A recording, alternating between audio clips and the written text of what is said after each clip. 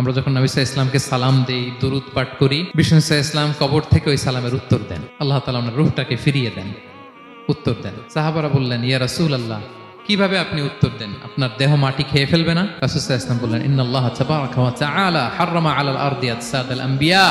আল্লাহ তাআলা নবীদের দেহকে নষ্ট করা মাটির জন্য হারাম করে দিয়েছেন। কোনো মাটি কোনো নবীর দেহকে টাচ করতে পারে না, নষ্ট করতে পারে না। নবীরা কবরে জীবিত, সেখানে সালাত আদায় করে, তাদেরকে স্পেশাল রিজিক দেওয়া হয়। এটাকেই বলা হয় হায়াতুন নবী।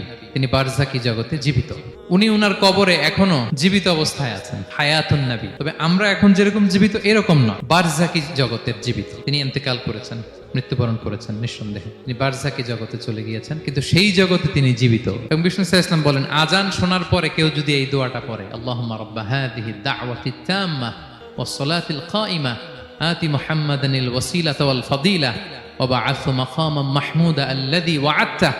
এই দোয়াটা যে পড়ে আজান শোনার পরে, বিষ্ণু সাল্লাল্লাহু আলাইহি ওয়াসাল্লাম বলেন, হাল্লাত লাহু শাফাআতি ইয়াউমাল কিয়ামা। কিয়ামতের দিন তার জন্য সুপারিশ করা আমি নবীর জন্য ওয়াজিব হয়ে যায়। যারা পড়েন না পড়বেন।